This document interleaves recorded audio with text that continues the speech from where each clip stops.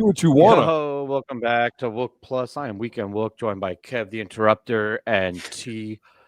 What's up, guys? Night 3 is The in the books. You like Can I that? be the interrupter and the interloper You can be whatever you The want. sir. instigator, interrupter. and the You can be interloper? whatever you want. I have complicated thoughts and feelings about tonight's show because parts of it I want to fluff very hard and call out highlights, but parts of it I really didn't like. And I don't know how I feel overall. Like it's not a super high night and it's not a super low night. It's a mixed bag for me, but I guess we'll sort through it. What did you guys think overall? It was no 12:29. I'll tell you that much. Thank you for not going 28. I know. I was waiting for that. All right. I'm surprised. Okay. I mean, there was some. I think it was like any show though. There was some good and some bad. I liked a lot of it. Surprisingly, a lot of it. Like I don't know, especially. You look like a winter queen guy. I mean, that was an odd choice that we'll get to, but everything after that was pretty fantastic. Like when it was good, it was really good. It lacked a little bit of cohesiveness and direction. It felt like it was a little bit wandering, but I mean, who gives a fuck? It's a rock concert. Like that's not that big of a deal. Like that's a very hypercritical comment, but you know. I think there was some. Again, I think after it found its. I mean, I think we can talk about it. Sure. Yeah. I don't know. I will decide at the end what I think overall, right? Because the highs were very high. It was a weird. There were parts of it that I think that comes through even in the show, like when Trey to end the first set was like, "Thanks everybody, we'll be right back," and then goes into Fluffhead. Like it was weird. Like everything was kind of right. There was something tonight, going on. So like it just felt weird anyway. But yeah, exactly. All right, first set, boom, opening up with Possum. Go ahead. At this point, any song they do is one of the coveted songs at the moment because they only have 25, 30 songs at the start of the night, little more, maybe 40 songs that they're going to be able to do for the rest of the run. So anything they pick is something Trey really loves. And he was like, Possum, let's do this. Which I think we caught one before, an opener Possum in 22, didn't we? Yeah, it sounds right. I mean, I don't think that's... Yeah, I don't know. It's a strong opener only in the sense that it's locks everybody in, band and audience together very early, very easily, and establishes it as a high energy set. And I think it did that. I mean, it was executed that very well, I thought. Possum, it goes in certain places and works Closer where it goes, right? Like, yeah, exactly. And when you get it as an opener, it kind of is like, okay, you better hope like the rest of the night is like, like you're bringing it now. Let's go, so yes. Yeah, and then Wolfman's in the 2 spot is, I don't know if it's actually an oddity, but it felt a little bit unexpected, right? It felt a little early for me, but it was okay. I mean, it had a nice little funk to it. I don't know that it was as open and loose as, I typically wanted it to get. It felt tedious. Yeah, it was a little bit forced, right? That's a song that it really needs to sit in the pocket and hit that like funk groove. And I think doing it early did it a disservice. Although MoMA hits it in the 2 spots, so I don't know. But yeah, it was a little bit labored. To use our old Dead & Co phrase, it was serviceable in that spot, which is an odd thing for Wolfman's in that spot because usually it's kind of a standout to a highlight-ish of sets usually, because it's been jamming so hard in a lot of spots lately and stuff. So it was kind of weird to have it as just sort of this decent addition that was okay in the 2 spot. Okay.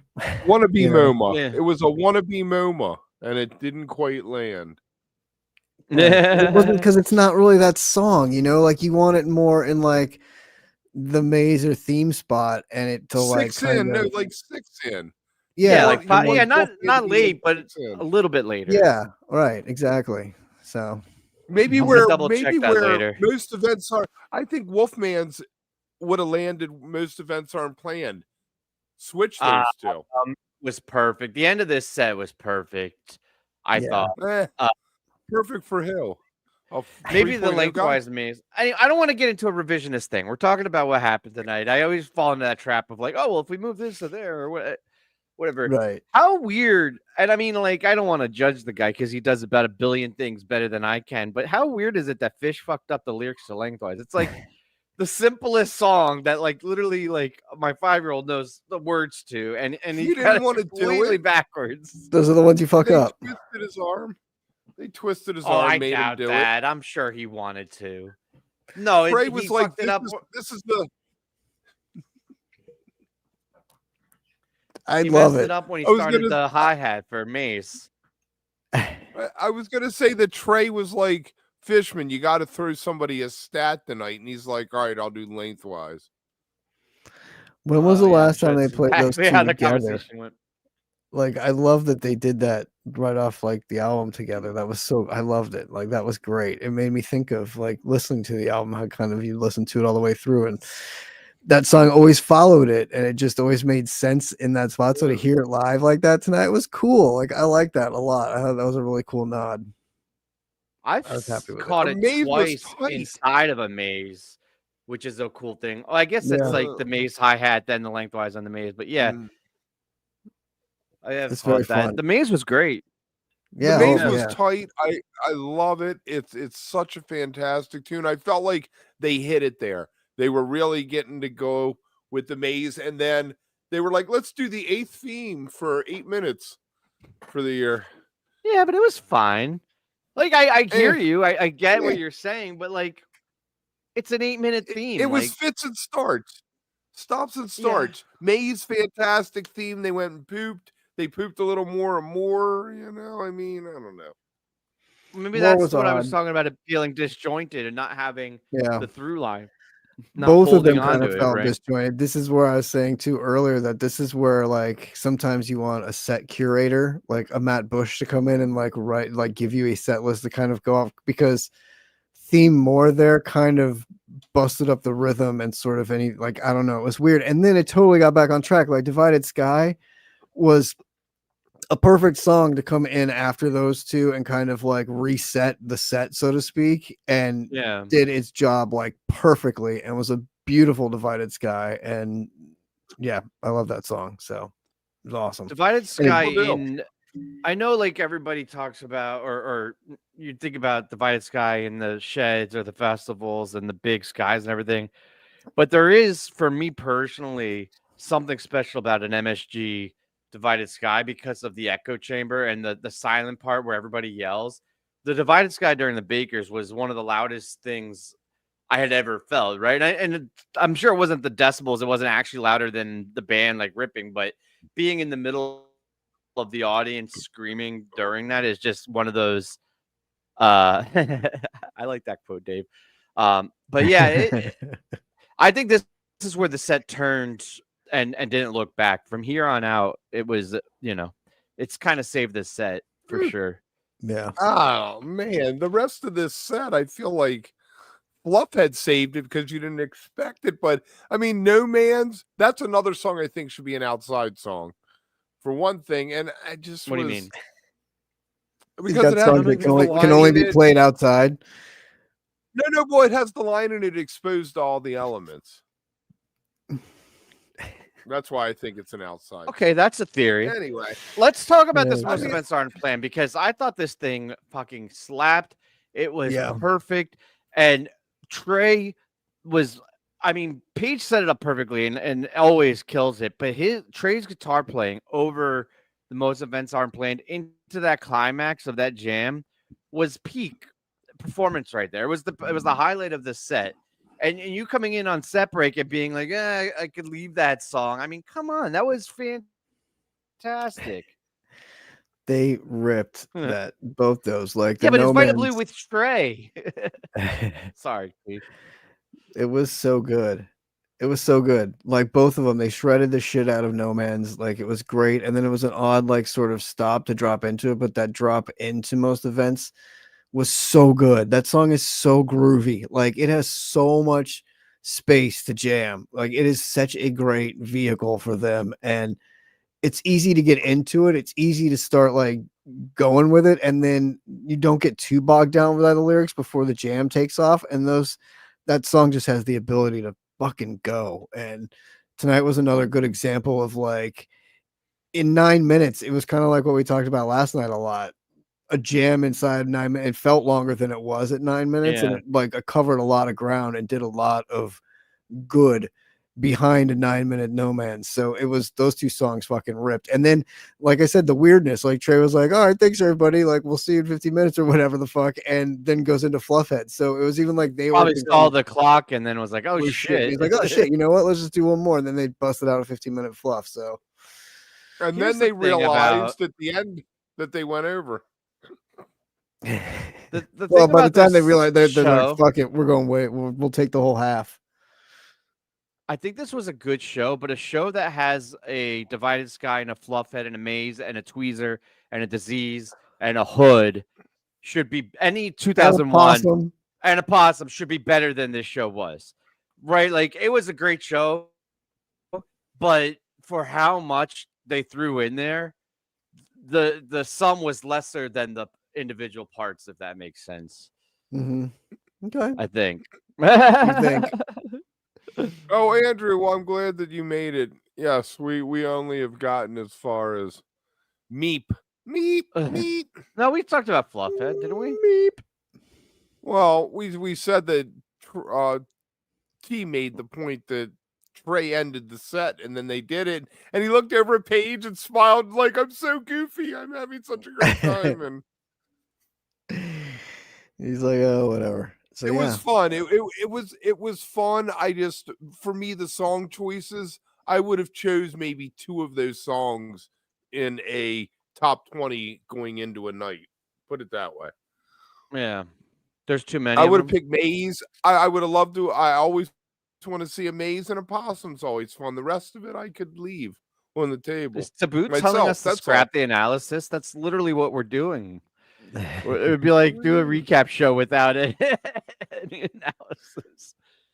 Sorry, man. Sorry, all right. Taboo. Quick housekeeping. We'll be back tomorrow night with a full recap of New Year's Eve, 15 minutes after Encore. We'll also be doing the member hangs for at least the first set break, maybe the second set break. Then the following night on Wednesday, we'll have Benji Eisen, New York Times bestselling author, manager, writer, bloggist, and it'll be moments of analysis. There will be moments of analysis. We will analyze the shit out of it. Long moments of analysis. There will. We need a thumbnail. That'd be awesome when you get a chance. Oh, thanks, sir. Housekeeping. Love you, like dude. and subscribe, and let us know. Let us know in the comments what you thought about tonight's show, and if our takes on it are in line with yours. Our non-analysis. Or not analysis. And don't forget to mention that you're going to do 2 member hangs tomorrow in between both set breaks. I said that. Okay. I just did the Jersey thing where I talked too fast and you lost it in the middle. I lost it with your exactly, internet. Dude. Exactly. Yeah, set 2. Hey Strangers. Hey Stranger okay song. Hey Stranger. Hey Stranger. Hey Stranger needs to be given the business. Give me a 15-minute Hey Stranger. That song has so much potential, and I feel like it's been given the oblivion treatment without ever being let out of the bag even once. It's less egregious than Oblivion because I don't think it has quite at least we haven't seen the potential the way we've seen it with Oblivion. They've already teased more of the Oblivion. But I agree. Yeah, it has an awesome groove, and it's one of the better new songs that they've kind of kept, at bay a little bit. But in the one spot for the second set, it's fine. Kev, I think it needs to be played more like how we talked about some songs that get the repeat treatment. I think it needs to get into a rotation where then that way by the 3rd or 4th time, you'll get something bigger in it because they'll have played it enough to go, where we can go and take this into it or out, out, let's go explore with it. So I think it just needs that. And so opening with it Is it good? I mean, it's good because like it gets it out there, right? Like, I mean, when you open with it, you're hoping to get that opening vibe with it, and then you drop into a 21-minute disease after it. But I feel at like I least got knew out it there. though. Right, the past couple nights, both first songs were short. Last night Yeah. they ejected on the gin, so I think that's the pattern. Trey gets into these things. Sometimes the two songs, It's the been that way bust, for a the couple of long years one. now. Sometimes it happens later. Yeah. The disease that was sublime. You knew it was coming. You knew there was a 70-75% probability we'd get it one of these two nights, and I really thought it was sublime. And I feel like it was a letdown where it ended up. I know you guys love that other song, or a lot of people do, but I don't know if it was a letdown. I mean, first of all, with disease, and I don't mean this as a criticism, but like it was a disease jam. Like it was exactly what you would expect out of a disease jam. It was very reliable, and it gave you, very you know, Bakersy. yeah. Well, I mean, really, I mean, not that's the weird thing about diseases. They don't stand out the same way that like Tweezer jams or like Ruby Waves jams or whatever. They're all really, really good, but they're all so kind of consistent and in that same vein that it's hard to pick. I mean, there's a couple of them that stand out, but I thought this one delivered right on that track, consistent for disease. I thought Winter Queen was a great choice, right? Well, where they ended up, it was a great choice. Like that was the thing Yeah. where the jam, because it had one of those where you wanted it to find its next song still up in the moment and not sort of like in the falling apart, slowed down, broken minute, and you're like, okay, so it's ending here, and then go right into that slow song after that kind of was soon and disjointed that feeling of that jam. No, exactly. That's you said that well. I don't hate the song. I hate how they got there. And it's kind of like a be careful what you wish for, because like Winter Queen and Seven Below are two songs that I fairly recently have said I wanted back in rotation. And I maintain that, but tonight it was kind of I got them, and it probably wasn't the best. Careful what best you thing ask to for. Yeah, be careful what you wish for. I still think both of those songs can do their jobs really well and should be back in rotation. I just don't know that they have quite figured out how to place them in the set list. Seven below needs the oxy treatment. And I feel like Trey doesn't know how to go there anymore. But I mean, the tweezer, let's do the tweezer first. But yeah, I was quite happy that Seven Below showed up, but I was also weirded out that it was short and where it was. Yeah, I agree. Also, before we get off Winter Queen, I agree with Ghost. It's a first set song. It's that first set ballad. Maybe the middle of the second set, if you have a major peak and you get into it right, but the way they got into it kind of. What was that disease? That disease was a major peak. No, it kind of deconstructed, didn't it?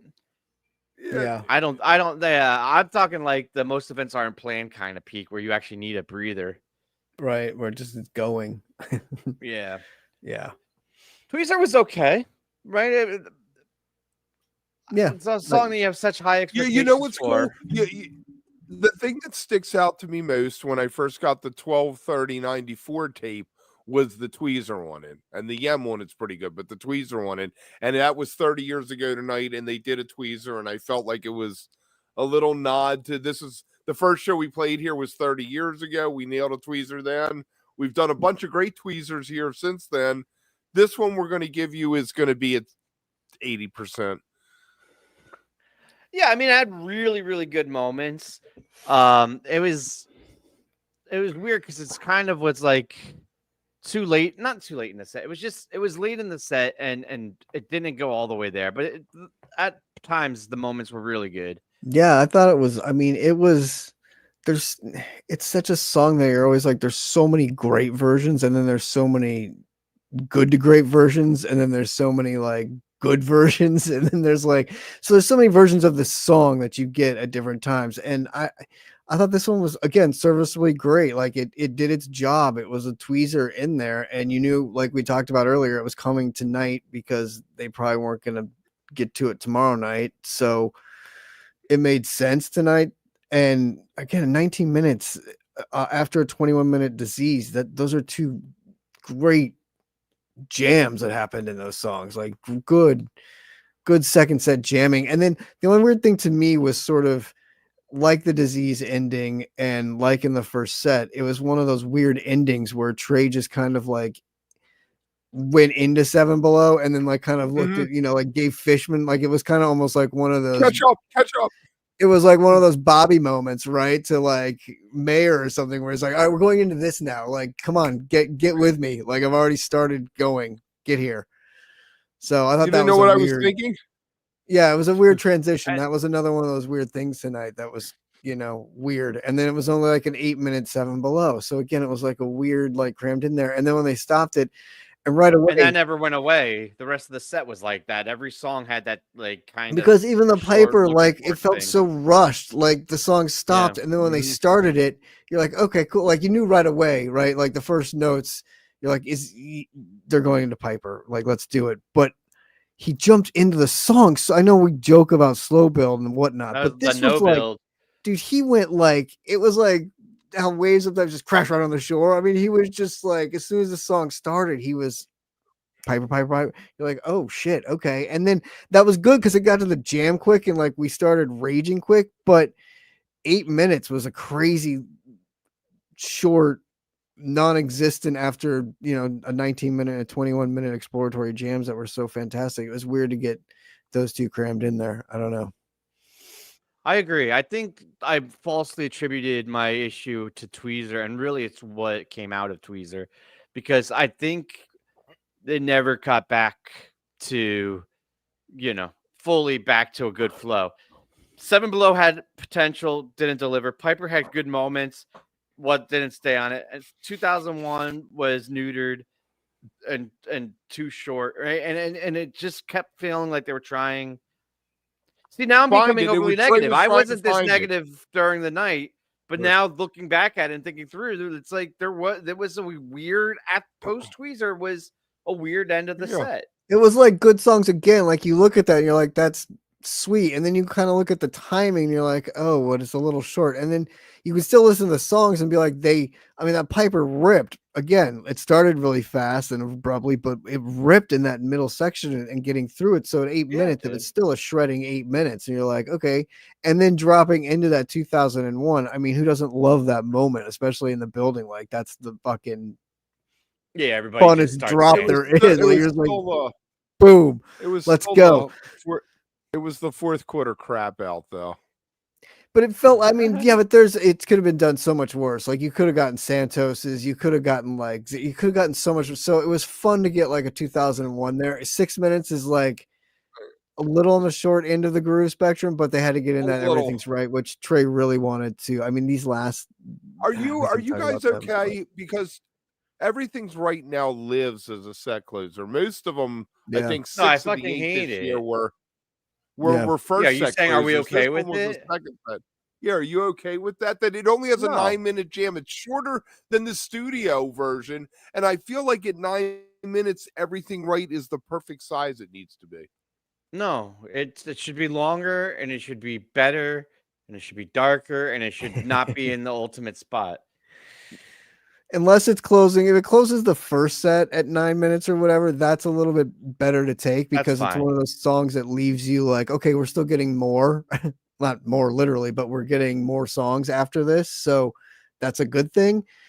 And I think it's like that. It fits in that spot. Closing a show with it, especially at 9 minutes, again, after like these other eight after the Seven Below Piper thing, like you needed something in there to like come back a little bit harder. So no, and I think the hood. Let's be revisionist. Move the hood up to the end of the second set, and then put the reprise at the end of the encore, and then that gives you your two big peaks to end. That would have fixed a lot of things. There you go. And I think to your point too, Tim, everything's right belongs in the tweezer spot in this set usually, and like it wasn't that Phoenix show where it's a vehicle and you get like a 20-minute of rare like those ridiculous because it's a jam. Like there's places to go inside that jam that gets broken down and crazy sometimes, and they just don't really do it like they used to. Like it doesn't get out Dick's there a lot. 22 was the last. Dick's 22 was the last great. The last Everything's right, jam. Yeah. I would agree with that because before that, like I feel like 21 had its moment of a few, and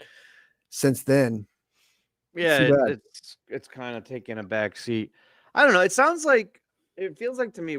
I don't think we're saying this was a bad show, but it had issues that prevented it from being, and there's a very high standard at MSG and New Year's Eve run, right? And I think this was more pedestrian. It didn't find its place fully. Last A little night they bit. were on. Last night they found the Last night was magic phenomenal. at every I was turn. really Right. into it. Yeah. which kind of left a lot for Oh. tonight because you wanted tonight to sort of either equal that or best it because of the trajectory that you want them to be on and where you're thinking they're going. But I mean, on paper, yes, it's still a great. And a lot of times this night is always my favorite night the night before. So I don't know. It was on paper, you look at it, you're like, that's a fantastic show. Like, get it. But yeah, I can see where re-listening to it, there's, a little bit. And the encore. Bad. Let's talk about the encore for a second, though. Like you left us with "And Everything's Right," which okay, cool. We're happy. He comes back on and like, there's that moment of like, oh, what are they gonna drop? What are they gonna do? What is it gonna be? What kind of fun song? And it goes, "Life Beyond the Dream." Like that just. I thought it was going to be a slave. Hey, I've Carrie, had it let me happen tell you before. something. And it's a beautiful song and whatnot. And the good thing is, you're getting something after it, and you're hoping you're getting something before the reprise too. To your point, Tim, like before they drop the reprise on you. But I think Hood fit perfectly after it, and what a great Hood is always like. I'm going to play. Probably not. Shouldn't admit it, but I'm going to play the other side of this. I actually don't mind "Life Beyond the Dream." I think it's a kind of a beautiful song. My issue tonight was we already got more, and I feel like you can only tap that vein so many times in a night. And like, if you're gonna already have played more, you can't come back later in the night and do like beyond the like that. In my mind, they're like in that same like hokey. More is the song that you equate with it in there. That's funny. You don't think that's in that same like I'm with you, Tim. I totally hear you. Yes, completely. But I don't see them as the same. Like the uplifting like montage song with the like, don't give up. I want to feel good. I'm gonna sway with my girl. Yes, I put it more. I put it more in those songs, Cam. I put it more in the cheesy Trey, like Ghost of the Forest type Ben of songs. Well, yeah. So it's more though. I feel like. Okay, that's kind of what I'm talking about. I put more though in like the "Set Your Soul Free, Everything's Right" bucket of things. No, because like "Set Your Soul Free" and "Everything's Right" get jammed out though, so they've elevated. I don't love the song, right? But to me, they're also those happy songs of like not like that. They're just the more rockin' version of those songs. So like I equate more with those songs more than I equate more with "Life Beyond the Dream." But I get what you're saying. That's just funny. Yeah, I definitely think more and "Life Beyond the Dream" are more aligned. But anyway, it's no, to boot. I'm not fucking saying it's actually Goes to the Forest. I'm saying it's in the same vein. You're of the wrong. Goes to the Forest I'm right. song. Musically, the musical theme between More and "Life Beyond the Dream" is the same. God damn it! All right, let's get this. Let's take get your W and go.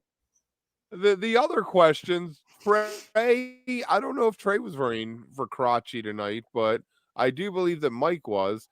And to Carrie, just let me say, Carrie, I will never ask you for a tip. Did she bring up secret cab driver? Yeah, she said something about secret cab driver. Yes. We won't ask for a tip, but we will ask you to subscribe and like this video and let us know in the comments what you thought about tonight's show. All right. Hood's a great closer. I hate that Hood's an encore. I really think Hood belongs to close the second set. It's like the exclamation point on a beautiful night is the Hood to close the second set, not to come back out as the encore. I started thinking this at the Halloween show. August 22 when they did the MSG run. One night they did Hood for the encore, and I was like, Really? That's where the hood's Yeah. gonna live, is the encore this night? But it's such a great. I mean, it's a great closer, like you said. So, like, it works, I think, as an encore closer too. I know what you're saying, like how we talk about the encores and what we want out of them. And yeah, I will agree with you that I think it's a better set closer because it leaves you on that note, which you want going into the encore and waiting for two more songs, one more song, whatever it might be. But I think in this encore slot tonight, it to Tim's point, it just kind of fit with that song, that uplifting song, and it worked really well. If you're gonna have them and you're gonna do them like this, it kind of flowed together. Like we talked about earlier in the first set, how sometimes you need a set curator. This would have been written down. Like this was a really good, like, let's put these two songs together and let people end the year on this note. So I thought it was kind of cool. They needed the hood in that spot. It totally did. If the rest of the show had the cohesiveness that we were looking for and everything was hitting, I agree with you, Kev. But in this specific case, with how things had turned out, yeah, I think the hood actually kind of saved. Yeah, it did its job here. Lot. Yeah, you're leaving the night. You're leaving the venue like that was fucking real. Yeah, it needed to be plucked out of that other spot and put here tonight to save that whole thing. So, but I hear what you're saying, Kev. I agree. Like it is better there. We do not want to chomp. Or we do not want to Sky. encourage chomping. I tweet on Blue Sky for most shows about what's going on. And every other moment of the day. Noodling Troubadour, are you don't let thinking the fact that there's a like show a going on mystery- influence the fact that he's tweeting at all? Are we thinking something like a Mystery Science Theater 3000, but with fish shows? We entertained that thought. I don't know if you remember. I don't even know who, but we entertained that thought for a second. We did. And then literally 10 seconds later, you're like, we're not going to fucking chomp during. It's like, that would be the worst. You know what we do, though? We do watch There's parties a market for on our it. Discord. We do watch parties on the Discord and live chat, so you're not interrupting the music in the Discord. That's a lot of fun. So if you guys want to join the Discord, it's a really good thing to do. I think we're all in agreement that night 2 so far has been the overall favorite night. Yeah. I go with first sets. If I went with first sets, I'd go 29th, 28th, 30th. And for second sets, I'd go 29th, 30th, 28th. Mm-hmm. Yep. Mm-hmm. And then really the 28th and the 30th are kind of in the neck, and I'm not sure which one is ahead of the other, but I think the 29th is definitely. Depends on what songs you like. It depends on what songs you liked in the first set, I think, ultimately, because I don't think there's much difference between those two first sets. I thought the Most Events Aren't Planned Tonight really hit for me. Like, I don't know if it was the best of the whole night, but like for me personally, the end of that was really on point. And the Disease was great tonight. It was grooving. But it was Vita Blue with Trey on guitar. That's not a minor difference. And we talked about that at intermission, but it's interesting because that song, out of like kind of all the songs of the other guys that they play, that song gets a great jam to me. Like, I don't know that one, because they don't really jam out any of Mike's songs. Like, we don't get a sweet jammed out 555 or like a lot of those songs of his that are first set songs. So I feel like this song is one of those that Trey is more aching to be like, hey Paige, we should play that song so we can fucking jam a little. You know what I mean? Like, I feel like it could get a little bit more. Trey plays Mike songs like they're Mike Gordon Band songs, but he plays Vita songs like they're Fish songs. Like he gives them the respect that they're totally due. Yes, exactly. MGB songs, he's like, fuck this song. Totally agreed. We're not getting them all, are we? I'm waiting. Somebody has a question. All right, put it up there. We'll just talk about music. Question, man. We'll put the links in the description down below. Down below. Yeah. Right? Yeah. Is it in there? It should be. I don't know if I did that or not for this one. Well, we'll see. But yes, it will be there, Guy. Guy. Is it Guy or is it Guy? It's Guybrush. Guybrush? I'm French. Guy I Forget. know all about Guy Forget, and that isn't Guy Forget. That's right. That's What's right. the gag? The gag is what's going on inside your brain. He's still going with that. Later, guys.